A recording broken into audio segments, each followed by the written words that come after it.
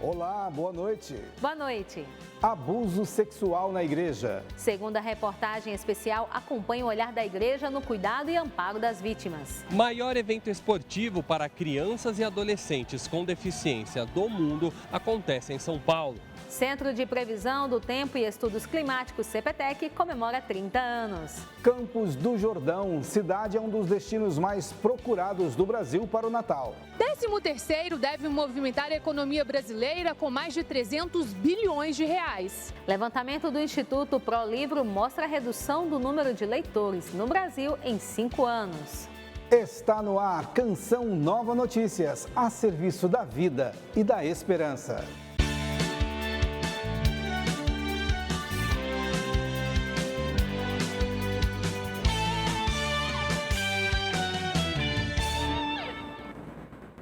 Na segunda reportagem da série Abusos Sexuais na Igreja, Investigação e suas fases, vamos acompanhar o olhar da igreja na promoção da cultura e do cuidado no amparo às vítimas desses crimes.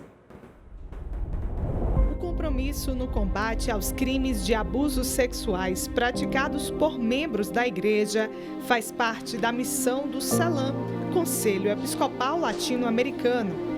A postura decisiva de enfrentar o crime passa, em primeiro lugar, pela promoção da cultura do cuidado. Assumimos essa tarefa dada pelo Papa de promover a cultura do cuidado, de promover a cultura da prevenção e de capacitar conferências episcopais, dioceses e outras instâncias eclesiais para criarmos ambientes seguros e de proteção. Padre Fábio reforça ainda que em todas as instâncias da igreja, desde paróquias, escolas, universidades, é necessária a implementação de políticas de cuidado e formação para que todos os ambientes eclesiais sejam cada vez mais acolhedores e transparentes.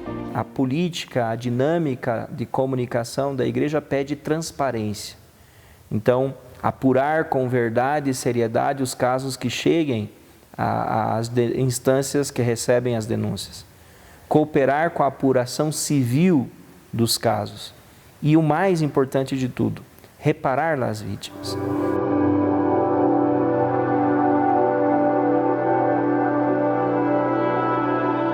O Papa Francisco tem exigido que todas as dioceses possam adotar medidas de prevenção e combate a este tipo de crime, assim como ter espaços de amparo, diálogo e respeito às vítimas de abuso sexual. Locais para se fazer denúncias também precisam ser amplamente divulgados entre as comunidades. O trabalho de prevenção e proteção é algo que diz respeito à diocese, à província religiosa e a todas as instituições católicas, Cáritas, escola.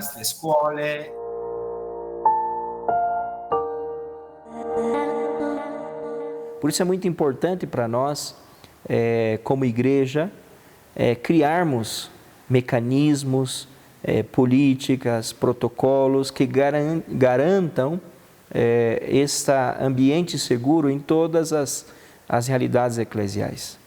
O acompanhamento psicológico também precisa fazer parte desta rotina. Sofreu alguma decepção, sofreu algum abuso, não se cale, busque ajuda. Às vezes, naquele ambiente ali, você não pôde ter o acolhimento que você precisava, mas vão ter outras pessoas, vão ter outros ambientes, como dentro de um consultório de psicologia, né, que pode dar esse suporte e que pode auxiliar essa pessoa nesse momento de dor. Na carta ao povo de Deus, o Santo Padre, em nome da Igreja, pede perdão diante do grito de tantas vítimas.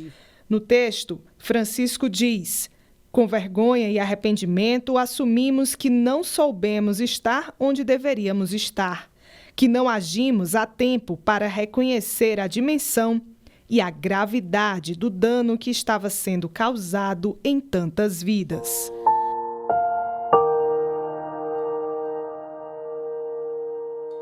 E uma coisa que eu vejo que está acontecendo muito agora é também essa abertura que a gente está tendo para poder entrar, né, dentro da igreja e conversar sobre. muitas vezes causa uma estranheza a gente falar sobre questões da sexualidade, de conscientização, porque antigamente era colocado isso como uma coisa muito mais pejorativa, muito mais suja, e hoje a gente vê que não, né? É uma forma da gente salvar vidas. O olhar pastoral da igreja precisa estar sempre a serviço da preservação da vida em todas as suas circunstâncias. A gente está falando de religiosos, mas a gente pode também falar dos agentes pastorais, de todas essas pessoas que estão envolvidas nesse ambiente religioso. Então é muito importante que aquele que age em nome da igreja, quer seja um catequista, quer seja um sacerdote, quer seja um bispo, ele tem que estar muito responsável pela sua atuação, ou seja, eu estou agindo em nome da igreja.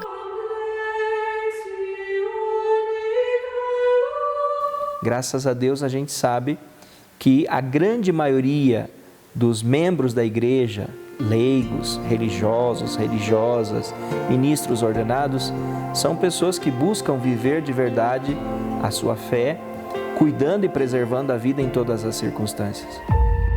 Na próxima reportagem, você vai acompanhar o passo a passo de como acontece o processo de investigação na igreja em casos de abusos sexuais praticados em ambientes clericais. De fato, a grande maioria dos membros da igreja é comprometida, é fiel e se envolve no serviço pastoral e missionário, dando testemunho de uma autêntica fé e santidade de vida. Em meio à violência, o amor de Cristo é um apelo à fraternidade. A afirmação é do Papa Francisco e foi feita na manhã desta quinta-feira aos participantes da plenária da Comissão Teológica Internacional. O Santo Padre abordou o Jubileu 2025 e o Sínodo sobre a sinodalidade. O pontífice lembrou que o Ano Santo de 2025 coincide com os 1.700 anos do primeiro grande concílio ecumênico de Nicéia e revelou o desejo de visitar a Turquia para esta celebração. Francisco lembrou que é preciso caminhar na fraternidade e sermos construtores de justiça e paz, dizendo: somente deste modo podemos espalhar sementes de esperança onde vivemos. Além de ser um destino procurado por muitas pessoas nesta época do ano, Campos do Jordão se destaca por ter a fé no coração da cidade. Emerson Tersigni traz mais informações direto da Serra da Mantiqueira. Boa noite, Emerson. Oi, Mauricéia, boa noite para você, boa noite para toda a audiência que acompanha o Canção Nova Notícias nesta noite de quinta-feira. Falamos ao vivo direto da Praça do Capivari, aqui em Campos do Jordão, cidade da Serra da Mantiqueira. Este que é um dos locais, são um dos locais mais procurados pelos turistas, se não o local mais visitado por parte das pessoas, dos turistas, dos peregrinos, enfim, que vêm aqui a Campos do Jordão curtir esta cidade, que é a cidade mais alta do Brasil, 2.600 metros de altitude, aqui na Serra da Mantiqueira Paulista. A gente fala aqui direto da Praça do Capivari e junto com o André Gula, neste momento, nós vamos acompanhar nas imagens como que está o movimento aqui da praça. Peço licença aqui para toda a audiência da Canção Nova para conferir um pouquinho aqui do movimento, que está tranquilo por enquanto. Hoje é quinta-feira, mas a tendência é de que amanhã e o final de semana tenha bastante gente aqui frequentando a Praça do Capivari. Ela que está toda decorada, esta praça que tem aí a parceria da Fundação Lia Maria Aguiar neste enfeite, para fazer com que, de fato, este período natalino seja muito bonito e marcante para todos os turistas que vêm aqui até Campos do Jordão. Bom, eu quero convidar também todos vocês a acompanhar neste momento uma reportagem que fiz em parceria com o André Gula e também com o cinegrafista Genilson Passetti a respeito da movimentação, expectativa de movimentação dos turistas aqui em Campos. Vai haver aumento no comparativo com o ano de 2023. Vamos conferir na reportagem todos os detalhes. Campos do Jordão, cidade mais alta do Brasil e um dos destinos mais procurados pelos turistas. Uma das atrações da Suíça brasileira são os enfeites natalinos. Mais de 1 milhão de turistas, a expectativa é de vir, né? É um momento, né, de acolhê-los bem com uma cidade bonita, não é? Com certeza, todo visitante que vier a Campos do Jordão agora nessa época vai conseguir ver a decoração nos principais pontos, que é o portal, essa Praça da Bernécia que nós estamos, e no Capivari. A alta no número de turistas é de quase 7% no comparativo com o ano passado. Alegria para o Celso e todos os proprietários de estabelecimentos comerciais do município. A maior parte dos hotéis e pousadas já estão com 90% de ocupação, né, para essa época de final de ano. Já se iniciou dia 15 de novembro e vamos até o dia 6 de janeiro. Pesquisa encomendada por uma plataforma de viagens aponta Campos do Jordão como a única cidade fora do litoral brasileiro que tem atraído turistas para este Natal. Entre as localidades, o município fica à frente de 3 capitais brasileiras: Recife, Natal e Florianópolis. Eu estou no comércio há 30 anos e essa época geralmente era uma época de baixa temporada para a gente aqui em Campos. E com a fomentação do turismo, inclusive de Natal, né, com os enfeites natalinos, Campos vem mudando ano após ano e estamos tendo uma outra temporada nesse período. Tudo é pensado com muito amor para que a cidade receba os visitantes e que possam conhecer esses espetáculos que realmente eles são imperdíveis. E quem vem a Campos do Jordão tem a oportunidade, além de aproveitar a cidade, de também aproveitar para reabastecer, fortalecer a espiritualidade. E é a respeito deste assunto que eu converso agora com o padre José Rosa, que é pároco aqui da igreja de São Benedito, paróquia São Benedito, aqui do Capivari. Padre, qual que é o sentimento de ter uma igreja bem na praça, acessível para todas as pessoas, para que elas aproveitem este real sentido do Natal, que é o nascimento de Jesus Cristo? O primeiro sentimento é sempre de alegria, de oferecer a oportunidade a quem vem para curtir o clima, curtir a iluminação desta cidade, também ter a oportunidade de reforçar na sua espiritualidade, visitando a igreja e fazendo a sua oração. Perfeito, padre. E durante a semana e final de semana tem missa aqui na paróquia, não é mesmo? Todos os dias nós temos missas, a exceção é terça-feira e quarta, que as missas são celebradas nas capelas da paróquia.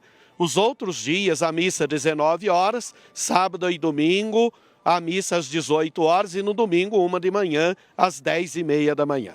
Perfeito, padre. Obrigado pela sua participação aqui no Canção Nova Notícias. É isso, oportunidade então para fortalecer a fé e a devoção neste período de Natal. Mauriceia Sabará, volto com vocês aí no estúdio. Obrigada, Emerson, pelas informações. Boa noite. A vida cristã é chamada a ser guiada pelo sopro de Deus. Não uma parte dela, mas toda ela. Monsenhor Jonas nos ensinou a aclamar o Espírito Santo a todo momento. E o Papa Francisco tem ensinado que esse clamor nos leva a vivermos bem nossa espiritualidade. Graças a você, estamos com 80% na campanha de novembro. A família Canção Nova tem apenas amanhã para alavancar esse percentual. Venha evangelizar com a gente. Faça sua doação pelo Pix com a chave pix.doação@cançãonova.com. Obrigada por seu comprometimento. Um conjunto de medidas para cortar gastos públicos foi apresentado pelo governo federal. O objetivo é fortalecer a base fiscal e conter o crescimento das despesas obrigatórias. Gabriela Matos está ao vivo em Brasília e tem mais informações. Boa noite, Gabriela. Boa noite, Adilson. Hoje pela manhã, os ministros da Fazenda, do Planejamento e da Casa Civil detalharam algumas medidas desse pacote em uma entrevista coletiva.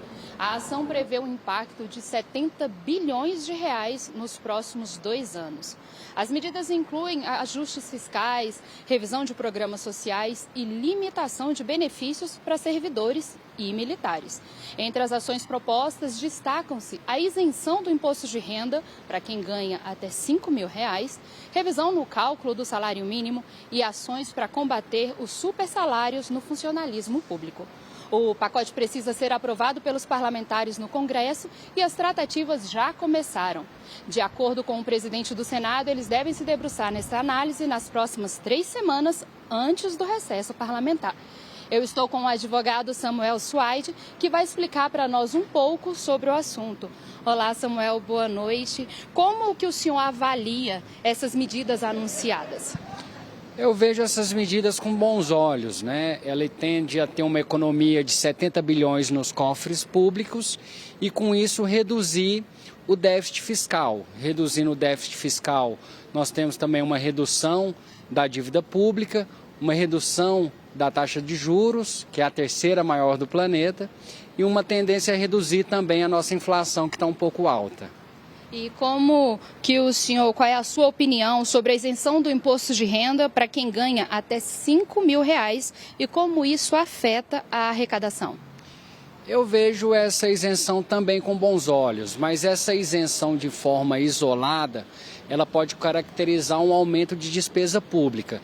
Então, essa isenção em conjunto da incidência de uma nova alíquota na faixa salarial acima de R$50.000 tende a ter uma receita e uma despesa de forma equânime nas contas públicas, né? Então, vejo essa isenção com bons olhos e o que os especialistas estão chamando aí de justiça tributária. E sobre a alta do dólar, que virou meme logo após o anúncio, quais fatores internos e externos têm mais influência e como isso pode afetar os ajustes fiscais propostos? Realmente chegamos no recorde, né? A alta do dólar atingiu um patamar nunca antes visto no nosso país. Mas são especulações do mercado financeiro, talvez porque a proposta tenha sido anunciada muito de forma subjetiva, né? Quando a gente anuncia, o mercado verifica que anuncia ali reajustes com a faixa salarial mais dos menos favorecidos, o mercado vê com bons olhos. Quando tem alguns ajustes com os mais favorecidos, o mercado vê com maus olhos. Mas eu acho que conforme for amadurecendo a ideia, o mercado vai ficando mais tranquilo. Ok, obrigada, Samuel. É isso, gente. A gente vai acompanhando os trâmites, vamos ver como vai ser ao longo de 2025 e quais serão os próximos passos. Eu volto ao estúdio. Ok, Gabriela, obrigado. Boa noite a você. 13º salário. Até sábado, quem trabalha com carteira assinada deve receber a primeira parcela do abono. O movimento na economia do país exige controle financeiro com os gastos de fim de ano. O 13º salário ou gratificação natalina é um direito de todo empregado contratado com carteira assinada, inclusive aqueles que trabalham em regime intermitente. Além do valor da hora diária ou do dia de trabalho, né, ou na oportunidade em que ele foi convocado, somado àquela unidade, ele vai receber o proporcional ao 13º salário.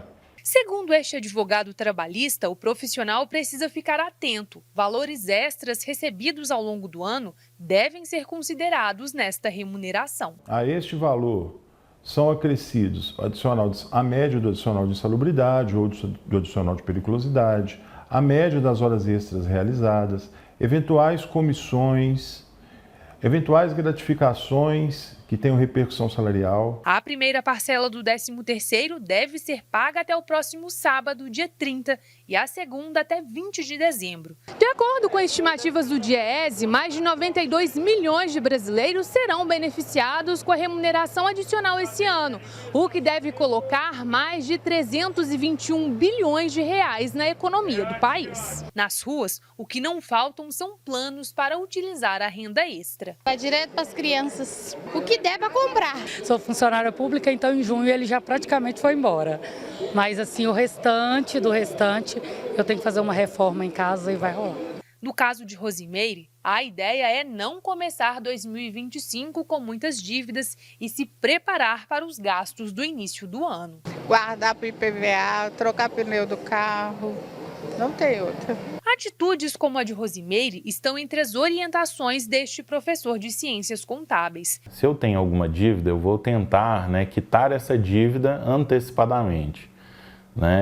Eu tenho algum compromisso em janeiro, IPTU, IPVA, tem que ter essa racionalidade longe desse calor da emoção. A Black Friday é uma das datas mais esperadas para consumidores e lojistas. Na semana que antecede a data, já foi possível ver a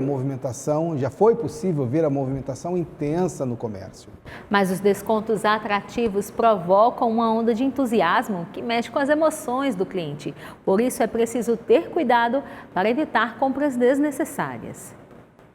O movimento nas lojas já aumentou. Por todo lado, pessoas em busca dos melhores descontos. Já gastei o que devia e o que não devia e hoje eu vim de novo. Eu já estou a terceira vez já, viu? As ofertas imperdíveis e anúncios chamativos no comércio funcionam como gatilho. Geram uma sensação de alegria e satisfação no consumidor que se anima com a oportunidade de adquirir produtos desejados a preços mais baixos. É o pensamento do que eu mereço. E esse mereço é muito mais pensando nas relações intrapessoal que eu tenho. Então é um momento onde todo mundo está consumindo, por que não eu também consumo? E hoje o mercado está muito inteligente. Porque ao pesquisar alguma coisa, ele trabalha as emoções. Então, ter alegria ao comprar algo é extremamente satisfatório. A ansiedade e o medo de perder as melhores ofertas pode levar os consumidores a comprar impulsivamente. O comportamento aumenta as chances de endividamento. Não é porque as coisas, né, estão aí com uma promoção, um preço, né, que você realmente vai, né, não, vou me endividar nisso daqui e depois lá na frente eu vejo como é que fica, né? Então tem que se tomar cuidado com essa questão do endividamento, principalmente em cartão de crédito e cheque especial, que são as dívidas mais caras. Por isso é preciso seguir algumas orientações antes de aproveitar as promoções da Black Friday. Primeiro, se eu tenho dinheiro. Porque a gente não entende você fazendo aí uma compra e se endividar em razão disso. É importante que ele tenha dinheiro, ou para pagar à vista, ou com parcelas que ele vai dar conta. Se ele tem dinheiro, ele vai se fazer a segunda pergunta. Qual é? Eu estou precisando desse produto? De fato, ele é necessário? Agora, se ele precisa, nós vamos passar para a última pergunta. Ou seja, eu tenho dinheiro, eu estou precisando desse produto e vem a última pergunta, que é essa. Tem que ser agora ou eu posso esperar mais um pouco? Por que essa pergunta existe? Porque muitas vezes o chamamento comercial dá a entender que é a última oportunidade do consumidor comprar aquele produto com aquele preço. Isso é uma inverdade.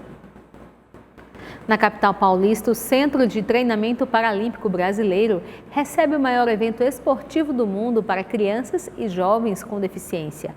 Atletas de todo o país competem em 13 modalidades.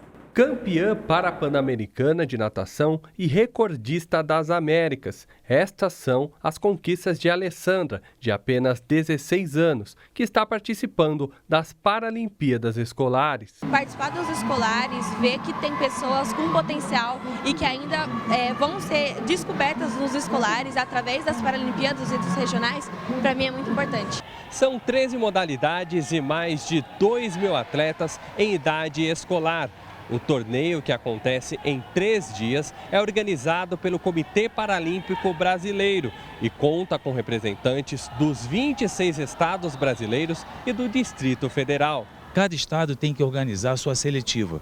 Então aqui nós temos os melhores atletas do Brasil nessa faixa etária entre 11 e 18 anos. Letícia, também de 16 anos, atuou 4 anos no vôlei sentado. Depois de trocar de modalidade, se tornou campeã brasileira sub-23 de para-badminton. Está sendo muito bom, né? Porque agora como esporte novo, está sendo melhor ainda do que eu achava, então está sendo tudo ótimo. O Centro de Treinamento Paralímpico Brasileiro, na Zona Sul de São Paulo, tem estrutura para receber atletas de alto nível de várias modalidades. O local também possui projetos de graça para crianças e adolescentes com deficiências física, visual e intelectual. Nós aqui atendemos em vários projetos, né? Um deles inclusive implantado em todos os estados, mais de 9.000 crianças. Nem todas vão ser atletas, mas certamente se conhecer o esporte, a autoestima, o reconhecimento social, enfim, uma série de benefícios, né, que vão ter e vai mudar exatamente a vida social dessa criança e da família. Agora a Alessandra sonha com uma medalha paralímpica e aconselha aqueles que desejam ser atletas.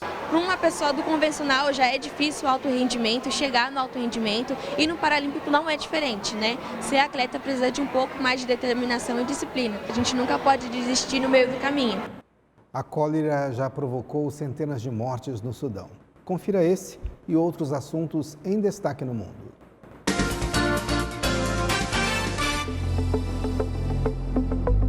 No Sudão, um surto de cólera já provocou a morte de pelo menos 1.180 pessoas. Os primeiros registros começaram no mês de julho deste ano. Hoje, já são 81 distritos de 12 estados com casos da doença. As autoridades de saúde implementam medidas de limpeza e desinfecção, além de criar centros de isolamentos. Há grande escassez de medicamentos e pessoal médico. Coreia do Sul tem a maior nevasca já registrada em Seul, capital do país, desde 1907. O gelo e o vento forte dificultam o trânsito, provocam cortes de energia e já cancelaram mais de 200 voos domésticos. O Serviço de Meteorologia prevê uma média de 5 centímetros de neve por hora para os próximos dias. No Sri Lanka, várias partes do país foram inundadas depois que fortes chuvas e ventos atingiram a região no sul da Ásia. 8 pessoas que estavam em um trator levado pela enchente estão desaparecidas e um deslizamento de terra provocou a morte de uma mulher na costa leste da ilha. O Departamento de Meteorologia disse que o Sri Lanka está sob o efeito de uma tempestade ciclônica que deve diminuir até o próximo sábado.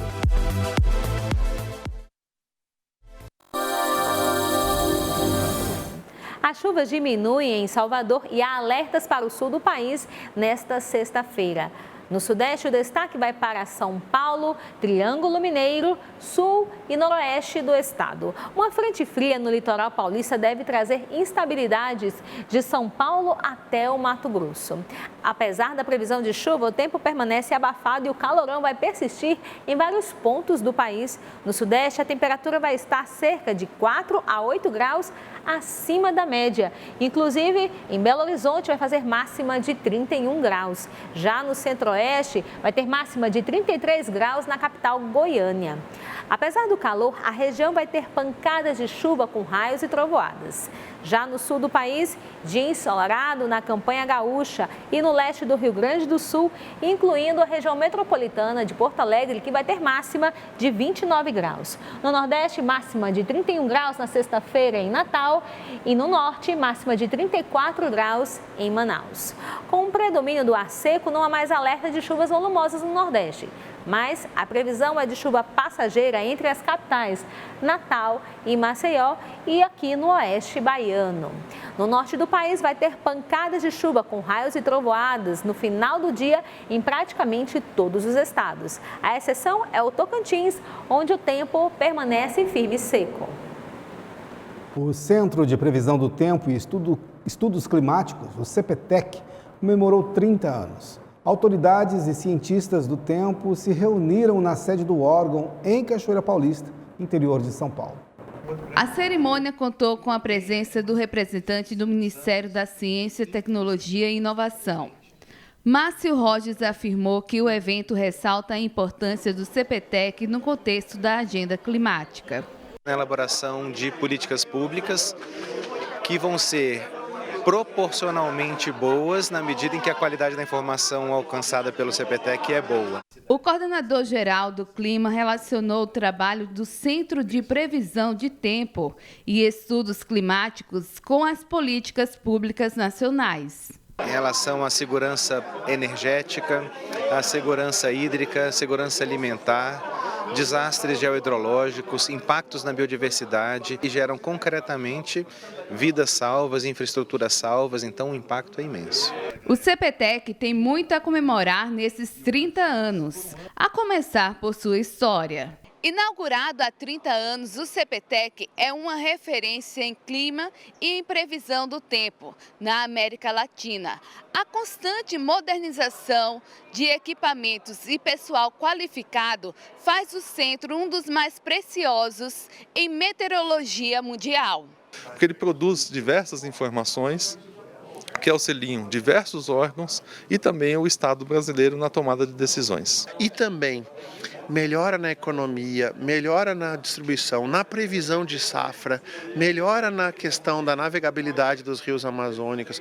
O propósito é inovar e conquistar novos ideais. São 3 décadas de atividades de atuação como um braço do INPE, Instituto Nacional de Pesquisas Espaciais. O INPE ele tem outras áreas, que faz a área espacial, a área de satélites, e o CPTEC é a área meteorológica, a área que vai para as aplicações ambientais, envolvendo a atmosfera, envolvendo a superfície terrestre, os oceanos e etc. Na Itália, em meio à plantação, um artista fez uma gravura inspirada no Jubileu 2025. Na expectativa para o Jubileu 2025, o artista italiano Dario Gambarin utilizou terras agrícolas para prestar homenagem ao Ano Santo. Em um campo de 25 mil metros quadrados em Castagnaro, região do Vêneto, no norte da Itália, Dario utilizou um trator e uma grade mecânica e desenhou no solo uma bela gravura inspirada no logotipo oficial do Jubileu 2025.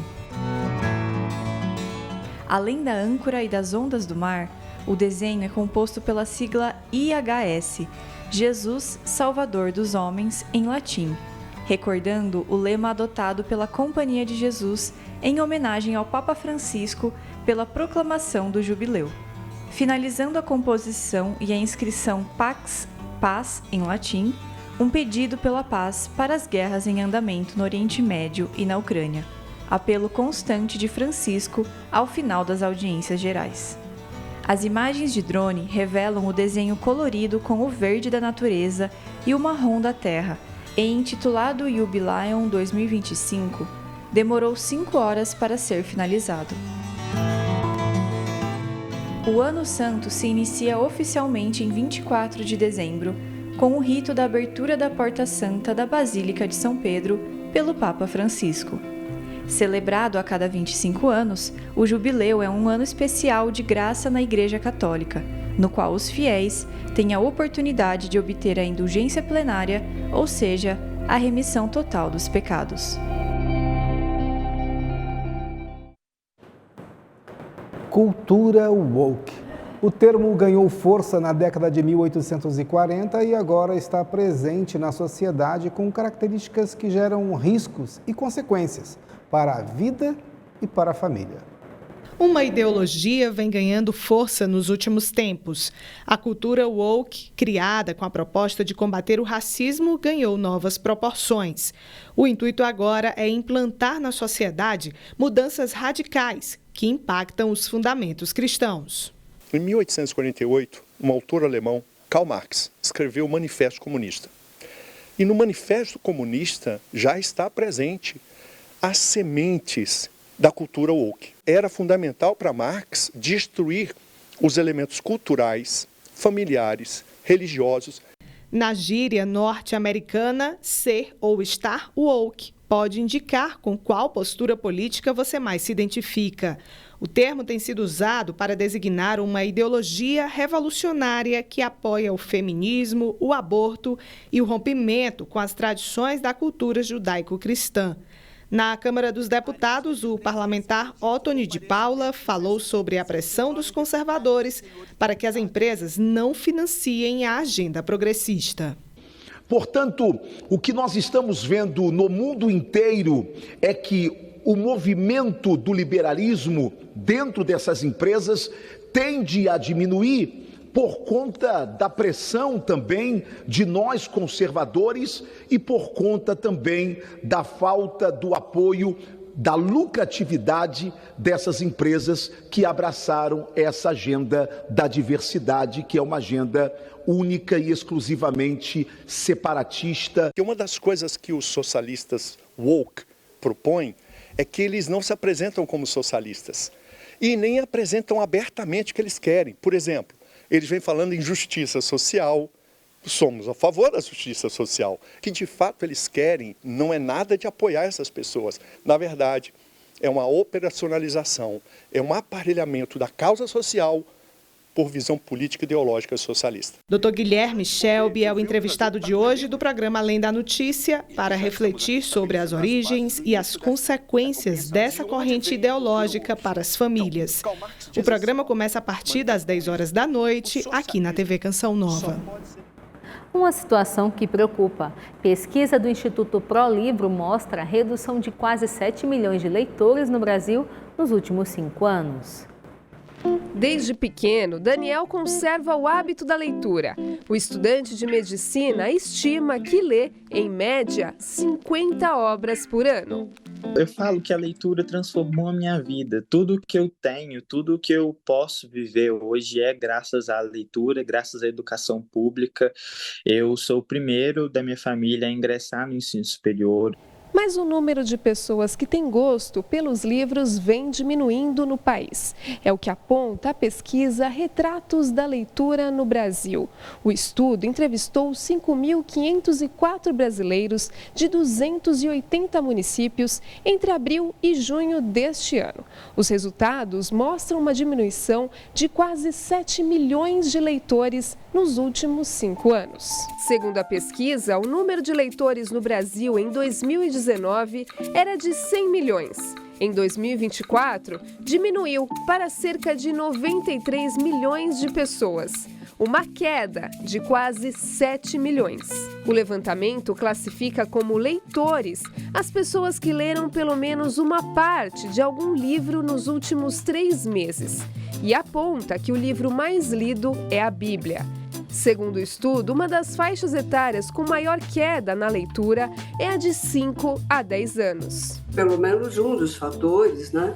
Talvez tenha sido a pandemia, porque essa garotada ficou longe das salas de aula, longe das bibliotecas. A pesquisa também questionou o que essas pessoas gostam de fazer no tempo livre e apenas 20% leem. Para esta pesquisadora, o incentivo em casa e o investimento nas escolas fariam a diferença. A gente tem aí o grande desafio de estar oferecendo uma formação continuada para esse professor, né? Oferecendo livro. E muitas escolas, cerca de 60% das escolas públicas, não têm uma biblioteca. O estudante também é escritor e, para compartilhar as histórias das obras, Daniel criou um perfil em uma rede social para ajudar as pessoas a viajarem pelo universo dos livros. Uma dica que eu gosto de dar para quem quer começar a ler é escolher um livro relacionado a algo que a pessoa gosta. É escolher um livro daqueles que tem a ver com você.